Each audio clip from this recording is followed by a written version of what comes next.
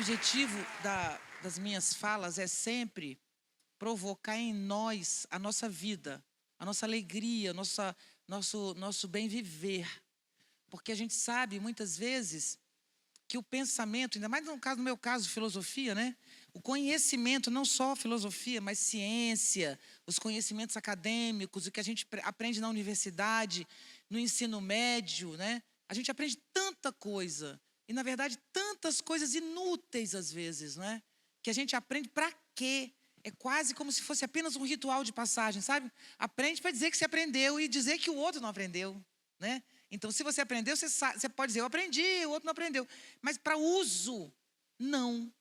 Então, nós vivemos um momento no nosso mundo hoje de imensa transformação. Ah, sempre viveu. Sim, o mundo chama-se transformação, né? Não existe palavra para o mundo melhor do que transformação. Só, gente, que tem coisas aí que a gente precisa distinguir no que diz respeito a viver bem, tá? Porque é aí que a gente vai entrar no que a gente precisa. Um conhecimento que a gente possa viver bem. Porque nós estamos falando aqui de conhecimento e criatividade, né? Alguns devem ser professores, eu imagino, como eu. Só que eu não posso discutir com vocês um modelo acadêmico, pedagógico, de como educar crianças. Não, eu tenho que primeiro entender como eu me educo. Como é que eu me relaciono com o conhecimento? Nós aqui, sendo professor ou não sendo, certo? Então, primeiro vamos entender o que significa conhecer, conhecimento, né? Então, gente, para começar, eu vou falar uma coisa para vocês antes sobre mim, só para vocês entenderem. Eu não sou professora de filosofia, nunca fui. Um professor de filosofia é alguém que sabe a história da filosofia muito bem e ensina essa história. Eu não sou professora, eu sou filósofa mesmo. Eu me arrisco a pensar. Eu componho pensamentos para nos ajudar a viver melhor no contemporâneo. Então, eu vou mostrar para vocês um modelo de pensamento ousado que eu construí a partir das minhas referências teóricas, filosóficas, né? Estudei muita gente. Mas eu vou começar dizendo para vocês o que eu trago, eu como Viviane Mosé, nos meus livros, no meu pensamento, o que eu trago? Eu trago primeiro a necessidade da gente compreender que uma coisa é a vida, outra é a civilização. A civilização é um jogo onde a gente está o tempo todo ali tendo que acertar, tendo que se encaixar, tendo que se enquadrar. A gente precisa ter acesso ao que ela nos dá. A gente, quando está excluído dela, é terrível. Quando está excluído socialmente, pior ainda. Com fome, pior ainda. Mas também com preconceito, com todos esses tipos de questões. Então, a vida não é a civilização. A vida é mais ou menos assim, ó. Um dia a gente nasceu. E um dia a gente vai morrer. Muita gente aqui, como eu, tem visões de fé. Eu não sou uma pessoa absolutamente sem fé como filósofo. Então, o que eu vou falar para vocês aqui agora não é religião, mas pode encaixar que você tem, entendeu? Eu não estou opondo a religião ao que eu estou falando, de jeito nenhum. Mas o que nós temos no domínio do pensamento, o que nós temos como conhecimento, é que há 2 milhões de anos atrás surgiu um ser, que não é a gente ainda, que pegava uma pedra e usava como uma ferramenta. Passa muito tempo e esse ser pega a pedra e ele faz a ponta. Depois ele põe um cabo nessa machadinha. E esse negócio vai desenvolvendo até chegar na fibra ótica. E eu vou contar rapidamente essa história para vocês. Só que essa história, que é a história da humanidade, é a história de parte da vida. Nós somos seres da vida, nós somos seres da natureza. Nós estamos vinculados. Então, quando a gente diz assim, por exemplo, vamos pensar o meio ambiente, parece que nós estamos olhando a natureza. Alguém diz assim, professor, eu adoro a natureza. Mentira, não pode falar essa coisa, adoro a natureza. Você é natureza. Quando eu estava vendo o Ailton Krenak num evento essa semana, já dividi mesa com ele, mas agora assistindo ele no Rio, então ele fala coisas que eu sei muito bem e eu estou desenvolvendo isso de um outro modo, que é assim, você pode conhecer uma gota d'água numa chuva. Você pode se relacionar com a chuva, por exemplo. E a chuva pode ser alguma coisa que te alegra, que te complementa. Porque você é um ser vivo natural. Não, você só quer a rede social e a curtida. Você poderia se deslumbrar com o pôr do sol. Você poderia ganhar vida, intensidade, alegria, transbordamento. Tudo que você quer, não é isso que a gente quer? Alegria, bem-estar, beleza. Porque beleza não é a carinha bonita, né? Beleza é uma disposição com a vida, é uma alegria que deixa a gente bonita. Isso você poderia adquirir nadando num rio, ou ouvindo uma música, ou caminhando no meio da mata. Não, você quer um sapato, uma roupa. Por que será que a nossa alegria é roupa, sapato, curtida? Isso é o jogo social, isso não é a vida. Isso é um jogo de submissão de corpos. A gente tem que aprender a se libertar disso. Então, o alvo, quando eu digo que o que a gente precisa aprender é que nós temos uma civilização em crise. E a maior crise dela é humana. Todas as pessoas usam medicação psiquiátrica para tudo. Todo mundo acha lindo dizer, eu sou autista, sou TDAH, sou não sei o que lá. Quer dizer que todo mundo agora tem uma doença? Porque alguém aqui é normal? Algo duvido alguém ter um normal aqui. Duvido, ninguém é normal não, gente. Se você olha para você, com quem vive com você, pergunta quem está do teu lado, porque você se acha normal. Mas quem está do teu lado sabe que você tem defeitos horríveis e qualidades incríveis, não é isso? Então, nós não sabemos lidar com a gente mesmo, com o ser humano. Perdemos a mão. Eu estou dizendo isso porque eu vou contar uma história da civilização para vocês, para a gente poder ter uma noção do que é esse jogo, sabe? Para a gente se defender dele. Quando eu era criança, eu aprendi, porque eu nasci no subúrbio, né? Em Vitória, no Espírito Santo, num bairro. Então, a minha família era uma família muito alegre, que gostava muito da vida, de arte, de política. A gente discutia muitas coisas, mas pessoas muito simples. Mas eu aprendi com minha mãe e meu pai que tinha uma coisa chamada dignidade. Dignidade é você saber que você é dono desse corpo, seja o seu corpo qual for. Tá? Você pode ter um corpo que não tem braço, você pode ter um corpo que o seu pescoço não se sustenta. Você pode ter um corpo que tem doenças graves, você pode não conseguir andar, não é? Então isso é corpo também. Cada um tem um corpo, seja ele qual for, né? Pode ser mulher, pode ser homem, pode ser entre mulher e homem, que a gente está vivendo muito isso no contemporâneo. Tudo isso é corpo. Quando você tem o seu corpo e você sai com ele, tem uma coisa chamada dignidade. Então onde eu chego me trazendo. Não, depende do meu sapato, da minha roupa. Isso é um modelo de controle social dos mais cruéis que existe. Então, nos falta dignidade da existência. Eu estou aqui, sou uma raridade. Por quê? Porque enquanto eu tenho 60 anos, fiz esse ano. Nos meus 60 anos de idade até chegar aqui, muitas vezes o motorista que estava guiando o ônibus, ou no caso Uber, ou eu dirigindo, poderia ter me distraído. Numa distração eu posso bater minha cabeça e morrer, não posso? Então eu não estou aqui, eu não sou uma raridade, eu existo. O nome disso é vida, não é civilização, estão entendendo?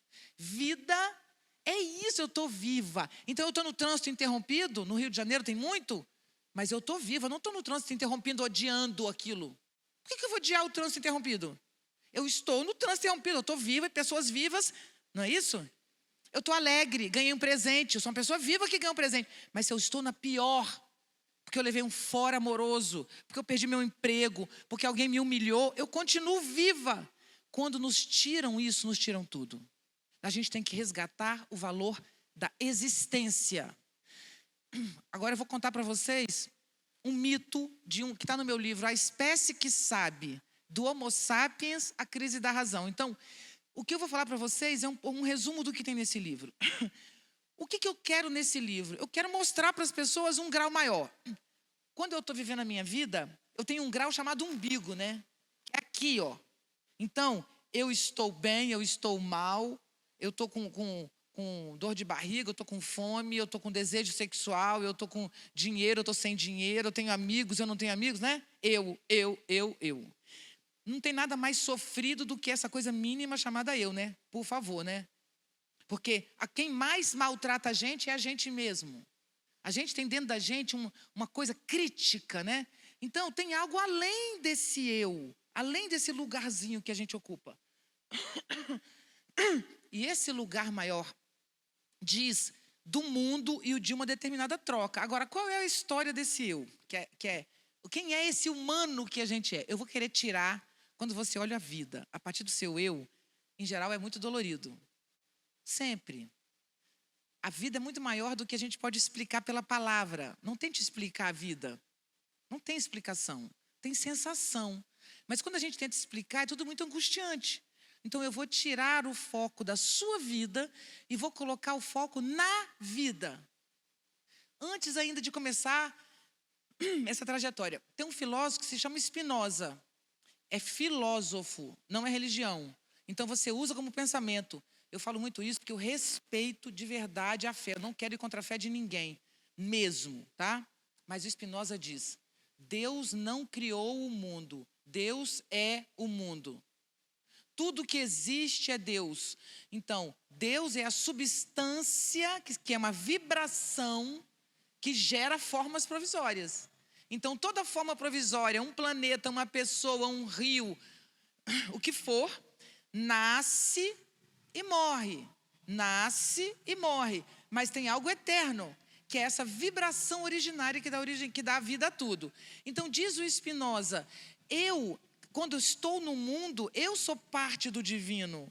O chão que eu piso é parte do divino. A água que eu estou bebendo também, porque tudo é manifestação dessa força que eles chamam, inclusive, de alegria. Eu falo isso porque, às vezes, como eu vou começar a falar agora das galáxias, do surgimento da água, a gente tem uma angústia, quem não tem uma fé clara de dizer, então não tem explicação. Eu usei Spinoza para dizer, por exemplo, Spinoza, né? Não pode até ser isso que eu estou falando? Então, a gente não pode opor a vida à morte. A morte e a vida são parte da vida. Entende? Se não existisse morte, não existiria vida. Então, é vida, é morte, mais vida. Então, como é que a gente coloca isso num grau maior? Eu estava dizendo, você tem as galáxias, certo? Antes, olha só. Nós temos tudo que está no universo nasce e morre, inclusive planetas. Só que demoram anos-luz para nascer e morrer. Mas tudo nasce e morre, inclusive planetas. Só que na Terra acontece um milagre, gente. Por isso que estar vivo aqui é um milagre. Fiquem muito alegres de acordar de manhã todo dia. É o mínimo. De verdade, é o mínimo. Quantas pessoas não estão mais aqui que você gostaria que tivesse, sabe?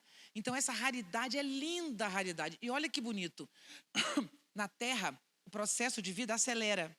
Então, se um planeta demora anos-luz para morrer, na Terra, um inseto dura 12 horas. Tudo aqui é acelerado, tudo aqui é acelerado. Então, o que é a Terra? É um organismo vivo. Ele é um animal, ele é uma planta, ele é um vegetal, não é isso? Então, a Terra é viva e ela pulsa. Nós somos filhos deste planeta. Nós não nascemos em Marte. Nós nascemos aqui. E esse planeta começa com o surgimento da água. E esta água que aparece nesse planeta e não está no outro, apesar do Elon Musk querer botar a água em Marte, porque ele quer ir para lá, vocês conhecem Elon Musk, né? Pelo amor de Jesus, o que este homem está querendo? Destruímos a Terra, ele quer mandar a gente para Marte. Era só o que faltava, né? Nem sabe se tem água em Marte. Era melhor ajeitar as coisas por aqui, né? E aplicar o dinheirinho dele, diminuindo a desigualdade, a miséria, né? Ajudaria a destruição ambiental. Mas o que temos de raro é que neste planeta tem água. Agora, eu vou pular para um mito que ajuda. Olha que bonito, que está no meu livro. O mito diz assim, surgiu a água, ninguém entende por quê, mas na água surgiu um ser unicelular, que é uma ameba, é um serzinho só. Aí diz o mito, ninguém entende por quê, mas a ameba não quis mais ser ameba. Ela empurrou suas membranas e virou um peixe. O peixe tem muitas células, muitas amebas, né, juntas. Aí esse peixe era para estar feliz. Ganhou liberdade, mais espaço, mais tempo de vida. Mas o peixe, ninguém entende por quê, mas ele não quis mais ser peixe. Ele empurrou suas membranas e virou um anfíbio. O anfíbio sai da água e volta. E o anfíbio não queria ser anfíbio. E olha como é que há uma necessidade de expansão, segundo o mito. Mas o Stephen Hawking, o cientista, diz que o universo está em expansão. Vocês estão sabendo, né? Então, o que quer dizer o universo em expansão? Quer dizer que a força física... Gente, não precisa entender o final disso, porque isso é uma coisa tão ampla. Tudo isso são hipóteses. Então, assim, não se preocupe em chegar no fim, sabe? Porque eu poderia até dizer onde é que ele chega, mas não precisa. O que a gente sabe é que esse lugar que a gente vive milagrosamente, belamente, ele está em expansão física mesmo. A força física que move a gente, ela é para fora, gente. Portanto, ou você cresce ou cria problemas. Nódulos psíquicos ou físicos. Então, vou falar um poeminha para falar sobre esse período. A maioria das doenças que as pessoas têm são poemas presos. Abscessos, tumores, nódulos, pedras, são palavras calcificadas. São poemas sem vazão. Mesmo cravos pretos, espinhas, cabelo encravado, poderia um dia ter sido poema, mas não. Pessoas adoecem da razão de gostar de palavra presa. Palavra boa é palavra líquida, escorrendo em estado de lágrima. Lágrima é dor derretida, dor endurecida é tumor. Lágrima é alegria derretida, alegria endurecida é tumor. Lágrima é pessoa derretida, pessoa endurecida é tumor. Tempo endurecido é tumor. Tempo derretido é poema. E você pode arrancar os poemas endurecidos do seu corpo, com buchas vegetais, óleos medicinais, com a ponta dos dedos, com as unhas. Você pode arrancar os seus poemas com alicate de cutículas, com pente, com uma agulha, com pomada basilicão, com massagens e hidratação, mas não use bisturi, quase nunca. Em caso de poemas difíceis, use a dança. A dança é uma forma de amolecer os poemas endurecidos do seu corpo, de soltá-los das dobras dos dedos, dos pés, das unhas. São os poemas cox, poema olho, poema sexo, poema cílio. Atualmente eu ando gostando de pensamento chão. Pensamento chão é poema que nasce do pé. E é poema de pé no chão. E você sabe, poema de pé no chão é poema de gente normal, gente simples, gente de Espírito Santo. Eu venho do Espírito Santo, eu sou do Espírito Santo. Eu trago a vitória do Espírito Santo. Sabe o que é santo? É um espírito capaz de operar milagres sobre si mesmo. Pode dar uma aplaudidinha, porque é um poema. Muito obrigado. Mas só para continuar, porque tudo está dentro do nosso tema. Olhe, vida é o que expande. Vida, não civilização. Na civilização você não nasceu para expandir. Na civilização você nasceu para se diminuir. Porque se você expande, se dá trabalho. A civilização é lugar de diminuição. E não está errado diminuir, sabe por quê? Porque tem 8 bilhões de pessoas no mundo. Se cada um de nós não aprender a se diminuir um pouquinho, você vai pegar o seu vizinho e vai destruir ele, né? Não pode, não é isso? Você não pode destruir o vizinho, você tem que ter limite. Você não pode ouvir música do seu alto como você quer, porque o vizinho ouve outra música. Então, não está errado em diminuir. Só entende que a civilização não é o lugar para você viver bem, ser feliz e adorar. É o lugar para você sobreviver, pagar suas contas e se relacionar. Vida é outra coisa. A gente tem que aprender que alegria e bem-estar está no afeto, em afetar e ser afetado. O bem-estar está em criar e não em repetir. Criar. Criar significa que você vai colocar uma planta na sua casa. Significa que você não vai dormir em qualquer cama. Ninguém pode dormir em qualquer cama. Não é o lugar que você vai descansar? Você põe sua criatividade no lugar que você vai descansar? Você põe cheirinho lá? Ou você dorme com qualquer cheiro, que o cachorro fez um xixi, você dorme ali sentindo aquele xixi, não está nem vendo onde está? Não é isso que é a nossa cabeça? A gente é movido pela cabeça e não pelo corpo. A culpa não é da internet, não é da internet. Isso sempre existiu antes da internet. Eu falava isso, eu dava aulas sobre isso, nem existia internet no mundo ainda, eu já era professora. Sou antiga. Então não é da internet, é da civilização, é da cidade. Então, para fazer pessoas conviverem, há um método de diminuir pessoas. Não está errado, só que diminui tanto que não sobra nada. Nada. Então, essa pessoa, para levantar de manhã, ela tem que tomar fluoxetina. Senão não levanta. Então, antes de eu continuar, a civilização é para nos diminuir. Mas se ela fosse afirmativa e nos quisesse bem, ela nos ensinaria a ganhar força fora dela. Se a gente é um bom pai, uma boa mãe, na nossa casa a gente tem ordem, mas a gente tem que permitir a nossos filhos a desordem de vez em quando. Não é absurdo que a casa não possa ter desordem. Uma casa que tem ordem e não tem desordem não é uma família. Ou melhor, o que a gente faz? A gente tira a desordem. Isso tudo serve para a escola, para a educação, para tudo. Se eu imponho a ordem e não deixo a desordem, eu estou criando pessoas que repetem e não que criam. Então não tem nada errado no erro, na bagunça, no desconcertamento. Não tem nada errado no sofrimento que você tem às vezes, porque o seu projeto não deu certo, porque o seu amor te deu um fora, porque o seu amigo te tratou. Isso faz parte da vida, vocês estão entendendo? A vida é um lugar de desconhecimento, A gente nasce, não sabe exatamente para quê. A gente tenta desesperar. A gente sabe algumas coisas. A gente sabe que estar perto de alguém é muito bom. A gente sabe que ter vínculo é uma das coisas mais maravilhosas que tem. A gente sabe muitas coisas já. A gente sabe que bater papo com alguém na rua, em pé, é a coisa mais feliz do mundo, especialmente se você não conhece.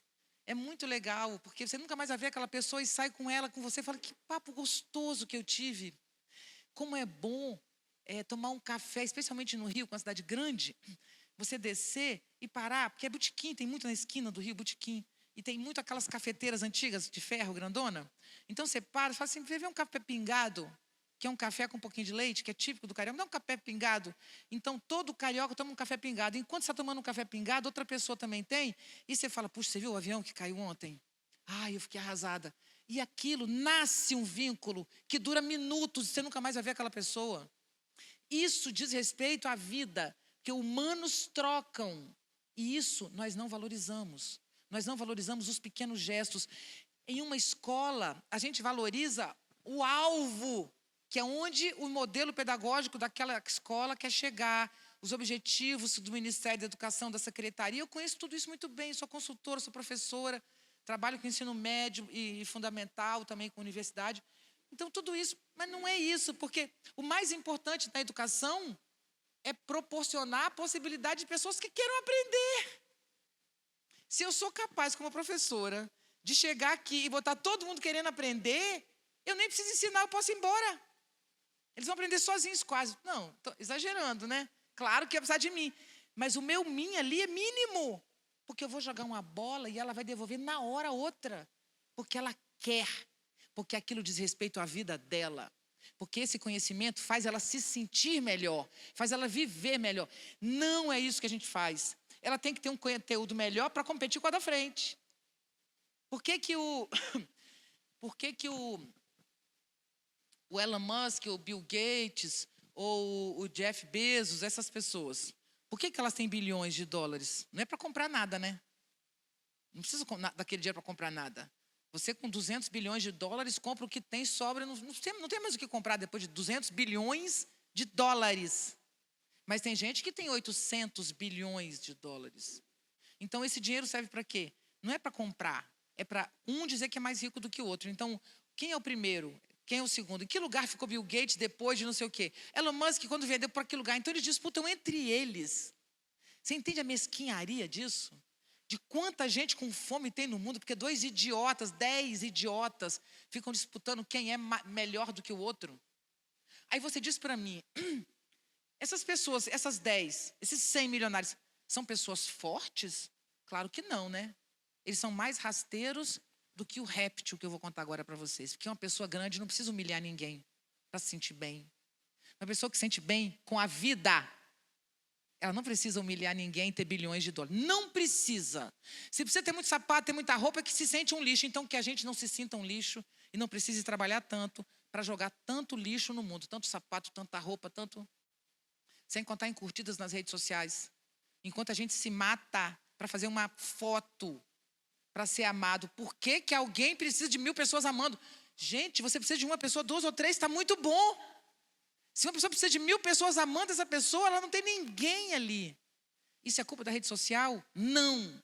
Porque antes da rede social, quando ainda não tinha isso, eu tinha um amigo que ele fazia festa todo ano de aniversário.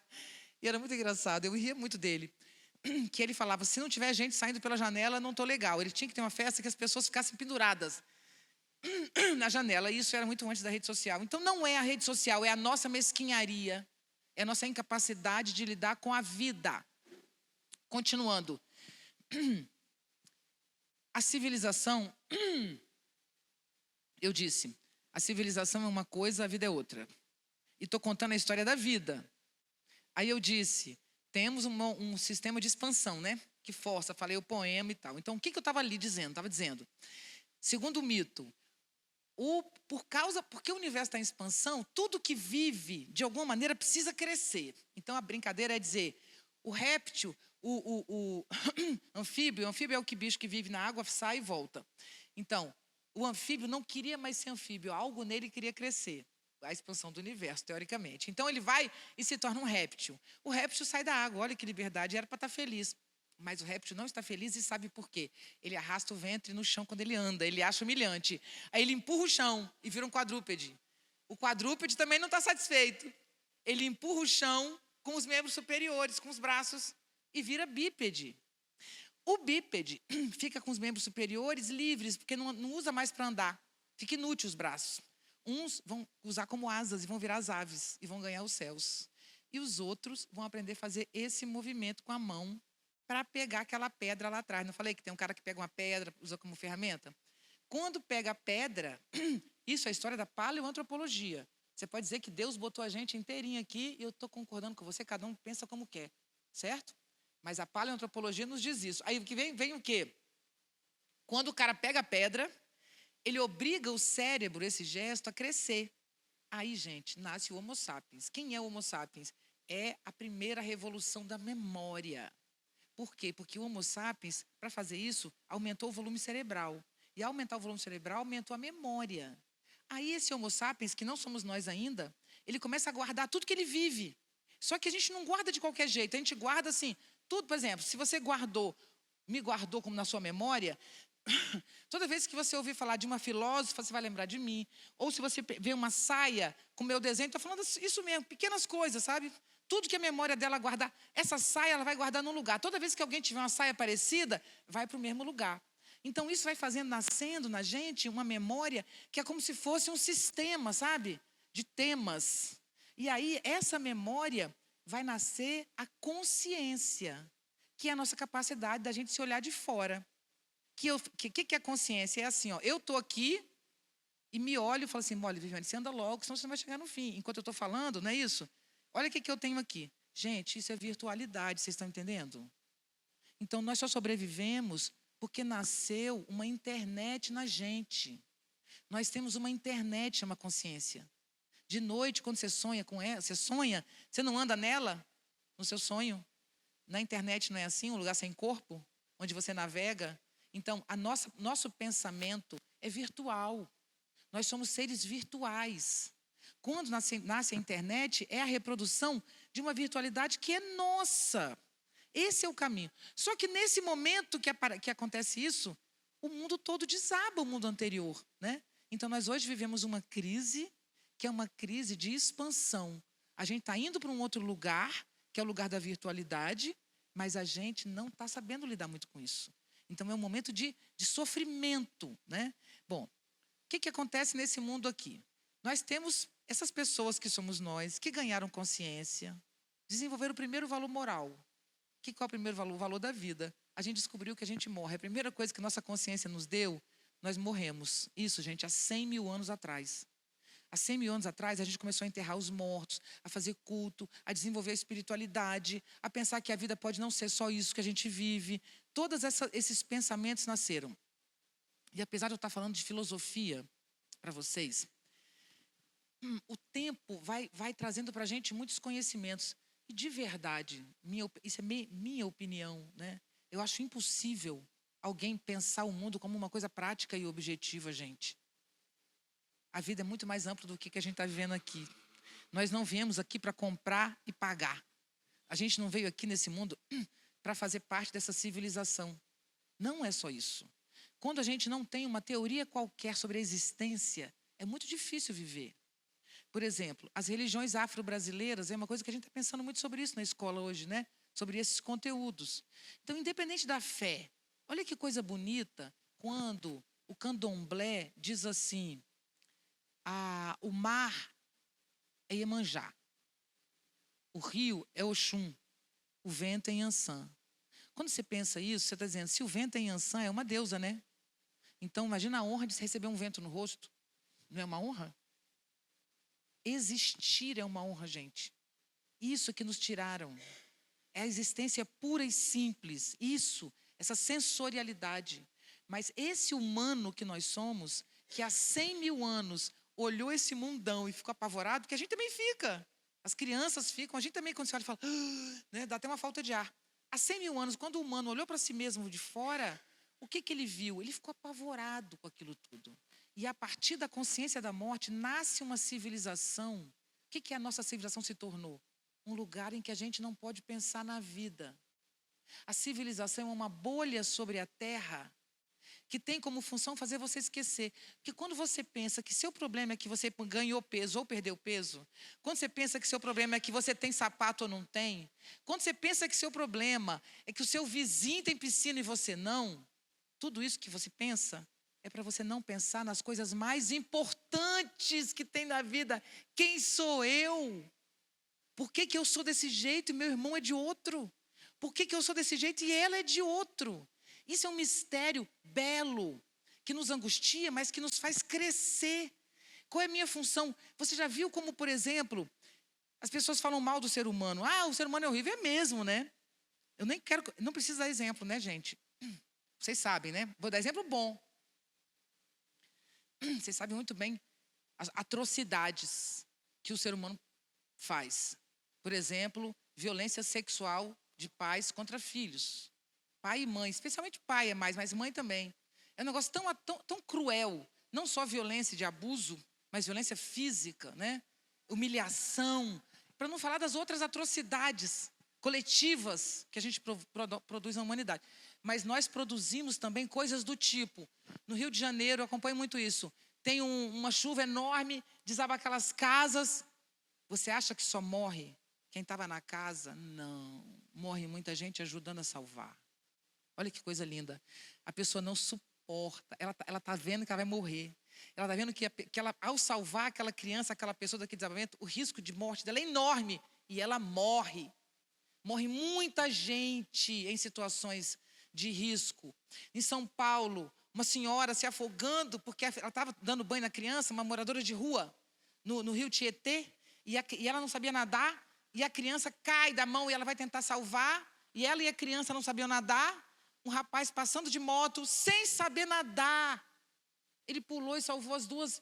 Para isso, teve outra pessoa que ainda ajudar, porque o cara, sem saber nadar, ele pulou para salvar essa senhora. Então, gente, nós não somos só horríveis. Não é isso. Temos que resgatar o valor do humano. Existe algo humano, e esse humano existe não para estar embutido numa civilização que não quer ver, que não quer sentir, que não quer pensar. Não tem aqueles desenhinhos do macaco que tapa o olho, tapa a boca. Aquilo é a civilização. Então, por que você tem que comprar tanto? E não é só comprar, não. E o poder? Tem que mandar em tantas pessoas, não é isso? Tem que ter a beleza para humilhar. É tudo para humilhar, para diminuir. Então, quem somos nós, humanos? Nós somos fracos, pequenos, mesquinhos e rasteiros. Isso que nos transformaram. Qual é a nossa função na educação? Nos tornarmos maiores, não melhores. Porque eu não sei o que é melhor. Para eu dizer que eu estou melhor, eu tenho que usar valores. Mas ela acha que é diferente ser melhor. Então eu não posso dizer que eu sou melhor. Melhor do que eu mesma, mesmo que eu diga, né? Que ser melhor depende de cada família, de cada valor. Eu não sei, eu posso, por exemplo, achar que eu estou sendo melhor para o meu filho e ele está dizendo que eu estou sendo uma pior mãe. É difícil o melhor, mas o maior é fácil. O maior é assim. Se eu vejo pelo meu umbigo, eu penso, nossa, mas eu não tenho dinheiro, nossa, mas eu levei um fora, nossa, mas a minha roupa, nossa, mas eu já tenho 60 anos. Você não tem ideia do que as minhas amigas estão sofrendo com 60 anos? Entendeu? Eu não aceito isso. Para mim, meus 60 é o nome que a civilização está me dando. Eu não tenho 60 anos, eu faço parte de uma nova geração que são os sem idade. Entendeu? Sem idade quer dizer, é aceitar o desafio. Eu estou no palco atualmente. Eu faço espetáculos de teatro no palco. Entende? Eu voltei a fazer isso com 50 anos, há 10 anos atrás. Então, por que eu fiz isso? Porque eu quero viver, eu quero meus desafios, entende? Então, quando a gente está se desafiando, a gente continua novo. Tem uma frase do Nietzsche, que é o filósofo que eu mais estudo, que diz: quer permanecer eternamente jovem? Corra riscos, ao invés de fazer harmonização facial. É mais barato do que a harmonização facial, correr riscos, né? Se alimentar bem, fazer exercício físico, isso é de graça. É mais barato comer natural e simples do que comer o que a gente come, que é caro, né, gente? Então, a gente comeria mais barato se a gente comesse mais simples, a gente caminharia na rua, né, na natureza, a gente se alimentaria dos deuses, Oxum, Iansã, Iemanjá, e a gente faria falir esses filhos de sei lá o quê, né? Que estão dominando o mundo e destruindo a natureza. Então, existe algo que nós precisamos aprender. que diz respeito à nossa autonomia como seres vivos. Isso não é compatível com o civilizado. Para vocês entenderem onde essa coisa grave chega. Qual é a maior fonte de lucro nesse mundo, nessa roda de lucro que nos engole o tempo inteiro? Primeira empresa que produz lucro, tecnologia, óbvio. Celular, computador, tudo quebra, né? Tudo de tecnologia tem que fazer de novo, né? É quem mais tem lucro. Você sabe quem é a segunda que mais lucra no mundo? Indústria farmacêutica, de psicotrópicos, medicações psiquiátricas. É quem mais lucra no mundo. Existe uma coisa no mundo que é um processo de adoecimento psíquico da população. Diz o Michel Foucault, é um autor que estuda o poder. Então ele diz, primeiro, o poder não é ruim. Não, eu estou exercendo poder. Olha que lindo, se estão ouvindo alguma voz, ninguém respira. Significa que eu estou exercendo poder, que bom. Porque se eu estivesse fazendo uma palestra chata, estava todo mundo conversando. E vocês irritados de estar sentado aqui vendo a mulher chata, falando coisa chata. Então, poder é essa capacidade de encantar, sabe? De desenvolver, de estimular. Não está errado ter poder. Olha, vocês estão comigo aqui. Né? Se eu for uma manipuladora de quinta, eu acho que vocês não iriam ser manipulados, não. Mas supondo que eu fosse uma manipuladora grande mesmo, eu podia até levar vocês para uma furada, né? Então, isso é um tipo de poder. Mas fora o poder que a gente chama afirmativo, tem um poder de controle social, que diz respeito a controle de corpos, que diz respeito à diminuição, literalmente. Porque você não... Uma criança pequenininha, um bebê, transborda a vida. O que ele vai aprendendo? A sentar, a comer, né? A botar roupinha, a fazer xixi no lugar certo, né? Então, o que é o processo de crescimento? É um processo de diminuição e enquadramento. Está errado? Não. Porque se uma criança não aprender isso, ela vai machucar o coleguinha, vai dar um soco, não pode bater, ponto. Mas isso vai além desse controle necessário e passa a ser um controle de exploração, que a gente sabe muito bem qual é, totalmente. Nesse poder de exploração, diz Michel Foucault, para controlar pessoas, primeiro o poder usa a sua primeira estratégia, chama poder repressivo. Faz uma coisa errada, bate. Faz uma coisa errada, prende na cadeia. Faz uma coisa errada, tortura. Ele diz, isso não acaba, continua, tanto que a gente continua prendendo pessoas. Mas nasce um novo poder. É como se a sociedade percebesse, para controlar pessoas, é mais barato criar pessoas fracas do que punir pessoas fortes. Isso é muito grave. Então, nós estamos numa sociedade que estimula a fraqueza, que estimula a doença. Mas não é uma teoria conspiratória, não. Não tem ninguém lá fazendo isso. Não tem uma pessoa fazendo isso. Isso se tornou um jogo quase invisível, que, sabe? Então, é muito grave. Nós temos no mundo... Vou falar bem sobre nesse aspecto, eu vou puxar bem para a educação, para vocês, para a gente trazer para o nosso tema mais específico. Eu faço palestras em educação, eu fui psicanalista 23 anos, quase 25 anos, entre 23 e 25, porque eu tenho um período que eu fiquei falhando, mas arredondando 25 anos. E tem 20 que eu viajo o Brasil fazendo palestras em educação.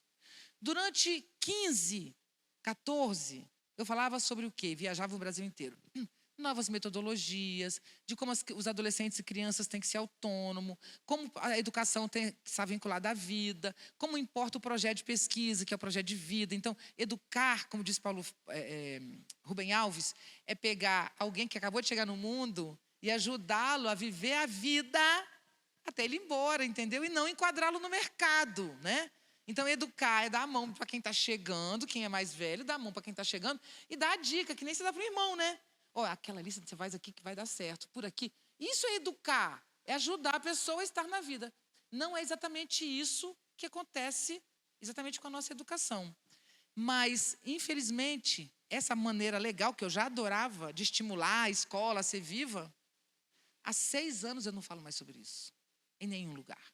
Há 6 anos que o único tema que me convidam para falar, eu falo para municípios. Eu falo para todos os professores do município, contratada pelas prefeituras, ou nos particulares também. Você sabe qual é o único tema, gente, que hoje a gente tem na educação brasileira?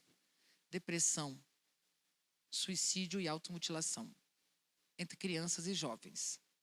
Isso é muito grave. Por isso que eu comecei falando sobre isso para vocês, entendeu? Sobre a vida, sobre a existência, sobre o fato da gente poder gostar da vida mesmo sem entender. né? O fato da gente se inserir, por isso que eu falo das galáxias, sabe? Quem somos nós para explicar a vida? Não podemos, porque explicar é colocar em palavra. Como é que você vai pegar a vida e explicar, sabe? Mas a gente tem muitas referências na vida para mostrar que ela serve.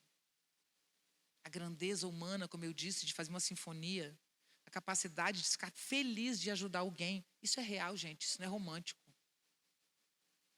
A gente veio ao mundo para se expressar. Cada um de nós tem uma digital. Nós somos parte da vida. Quando você existe do seu jeito, você está dando vazão à vida em você, do seu jeito. Mas se você quer ser como ela, não está dando vazão a nada. Então, o poema que eu falei, a maioria das doenças que as pessoas têm são poemas presos, né? Eu disse, tudo pode ser poema. Então, todo mundo é poeta. Não estou falando da poesia minha, do meu poema. Eu estou falando que todo mundo é poeta. Todo mundo tem uma palavra para pôr para fora. Todo mundo vê as coisas de um jeito próprio. E é esse jeito que você precisa expressar. É isso que as suas crianças, se você é professor, precisam expressar. Se você tem filhos, o que você precisa fazer com seus filhos? Fazer com que eles consigam se expressar. Vou falar um outro poema para completar isso. O amor, ele é um rio aquecido. Nasce no centro do corpo, irradia pelas veias, mesmo as mais pequenininhas. Na ponta dos dedos, na palma das mãos. Amor é o que escorre pelas mãos. O amor não tem cabimento. O amor derrama pelos lados. É o mais perto que pude chegar do sagrado. Amor é o que torna o corpo aceso, iluminado. Mas amar é muito, muito mais do que ser amado. Amor é o que une os poros, um a um, formando este tronco de furos. Nós somos feitos de falhas. Nós somos vazados por microvazios, mas temos medo de tanto mundo por dentro. Nós temos medo do peito aberto. Nós temos medo da mão aberta. Nós temos medo dos nossos pés, porque eles pisam muitas vezes sem chão. Nos falta ar. Precisamos aprender a respirar fora da bolha civilizatória. Abrir os pés, as mãos e o coração enquanto há tempo que nós ainda estamos aqui.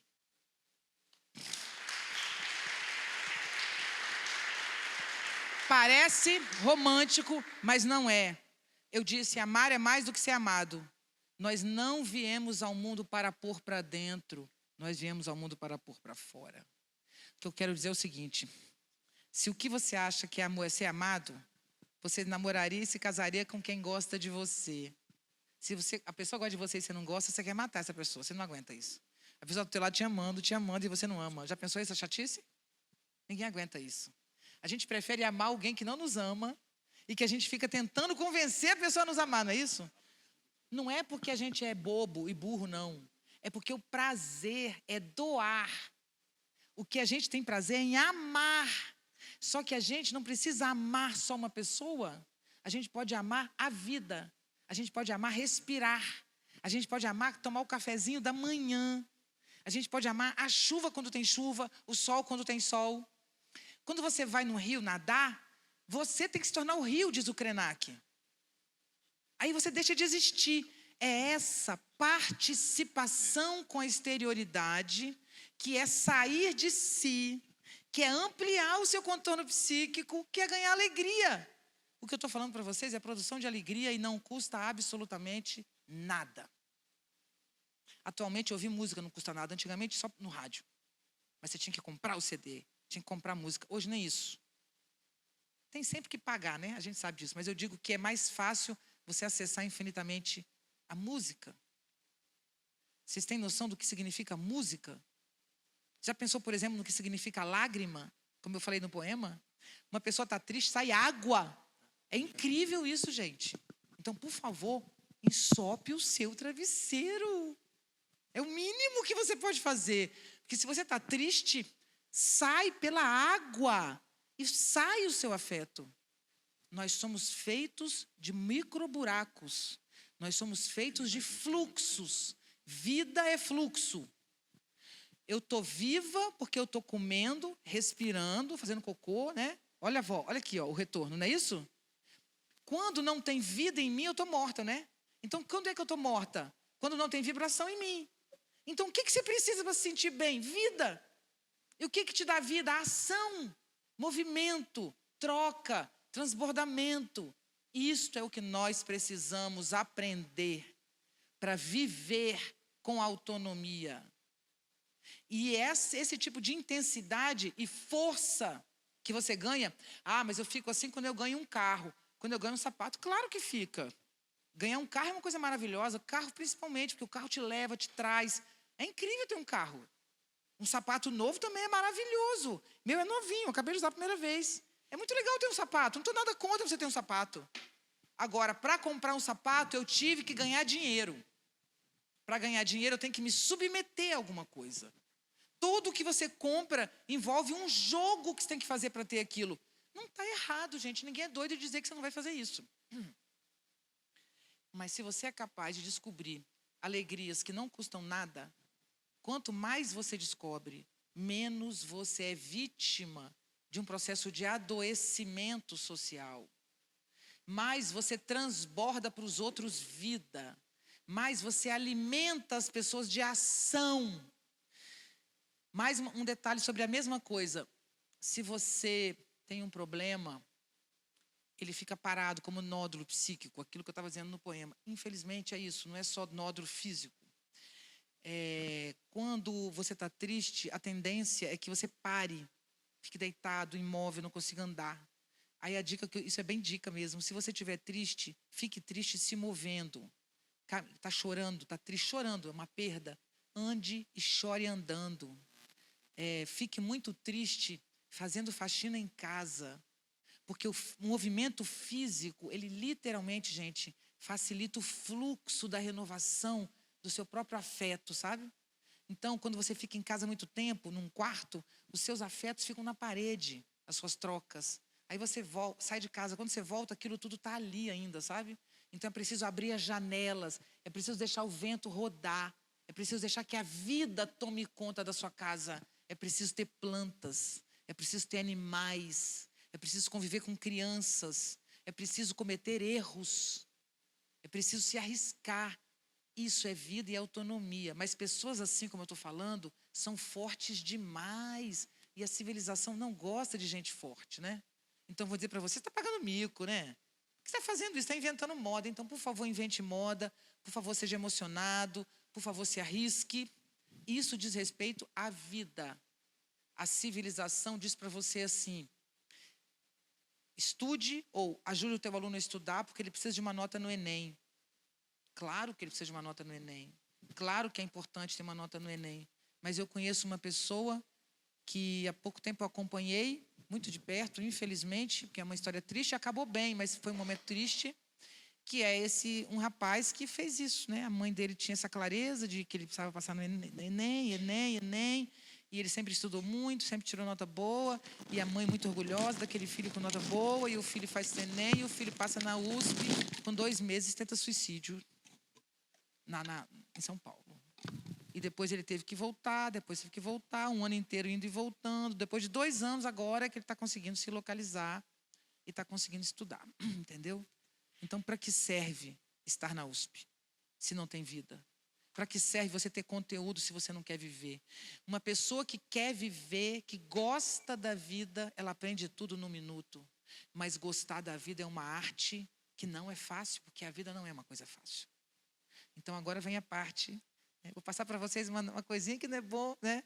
Que é assim, gente, por favor, viver não é coisa para principiante. Quem está começando está na pior. Entendeu? Então, essa história de que envelhecer é ruim, não é verdade. Não é verdade. A ideia de que, por exemplo, a velhice, a idade... te limita o físico. Antigamente eu ouvia muito isso. Não, tudo bem, né? A idade pode... Mas você não pode querer ser uma bailarina e começar com 40. Pode ser uma bailarina, sim, ponta, começar com 40. Inclusive com 50. Inclusive com 60.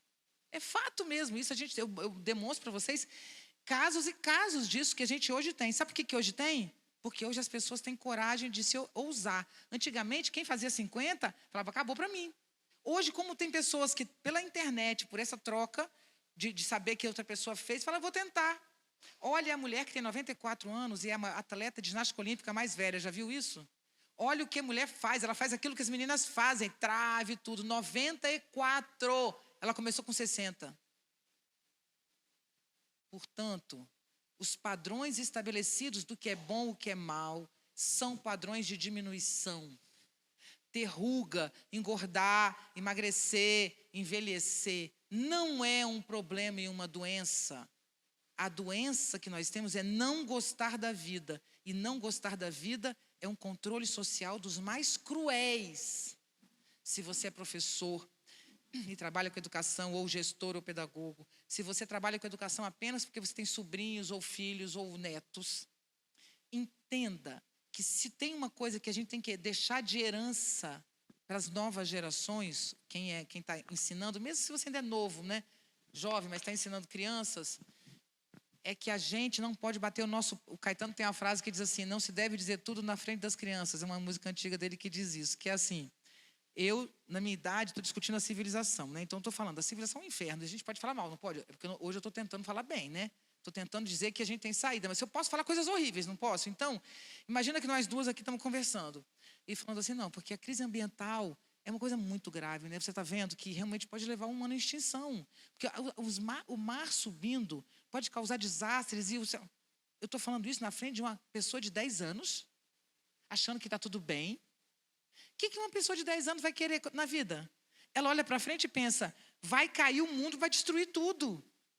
Mas eu estou falando com ela como adulto. E como adulto eu sei que isso pode mudar, não necessariamente pode acontecer.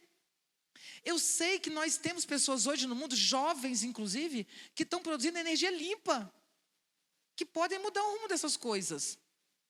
Porque não adianta a gente mudar só nossos hábitos, infelizmente, gente, não é só isso. Tem o petróleo, né? Tem energias sujas que estão destruindo. Então, imagina que não é mais a fissão do núcleo, é a fusão. É uma nova energia que se estuda hoje. Se é mais ou menos isso, seria uma energia nuclear sem desgaste ambiental. Supondo isso, que uma pessoa me disse, a outra confirmou, que poderia ser isso. Então, imagina isso. Se a gente inventa uma nova tecnologia, com uma nova energia, que simplesmente não destrói o meio ambiente, a gente não pode mudar o mundo. Então, não acredite que estamos num caminho sem volta. Não estamos. Se não estamos, não seja leviano na frente das crianças, dizendo que está tudo acabado. Cuidado com o que diz. Porque é essa visão de que o mundo está caminhando para uma crise ambiental, de que o ser humano só se odeia, de que isso é uma das coisas que gera graves crises em crianças. Se você é professor educador, anime as crianças. Isso não é ilusório, não. Não é ilusório, não. Porque nós mudamos a vida da gente diariamente. Então, o que é educar, de fato, é estimular a vida, que é uma coisa rara, que é essa experiência que a gente não sabe exatamente por quê, mas é belíssima, né, gente? Que experiência grandiosa. É uma honra habitar essa terra, é uma honra estar vivo. E ponto. É uma honra. Dolorida, difícil, tensa, angustiante, alegre, sabe? Maravilhosa quando estamos com os amigos, triste quando perdemos. Mas essa experiência é o que a civilização está nos tirando. Eles nos tiram a experiência da vida e dizem para a gente que viver é se enquadrar na civilização. Você pode estar péssimo na civilização e pode estar pleno de vida. Isso é uma liberdade que a gente precisa adquirir. Bom, eu vou falar um poeminha último para a gente terminar e aí a gente abre para um debate, tá bom? A partir de um dia qualquer, eu não estarei mais aqui. Sob este sol de inverno, sob esta luz a tocar minha pele. A partir de um dia qualquer, eu não mais me moverei por esses espaços escondidos entre as coisas, por esses sutis abismos para onde me guiei por minhas próprias mãos. E não exultarei, não transbordarei como de costume. Haverá o dia em que o gosto na boca do café e do poema não mais encontrarão em mim um corpo onde deitar. O som das matas, o vento nas folhas, meu filho dizendo mãe não mais perpassarão meus ouvidos, as festas de rua, os banhos de mar continuarão sem mim. Então que o meu rastro no mundo, em forma de culto e de reza, em forma de mantra e de música, seja o registro de um amor incondicional pela vida, a esta vida desconhecida, instável, profundamente bela, a esta vida eu dedico o meu melhor, se houver um melhor. Muito obrigado. Obrigado.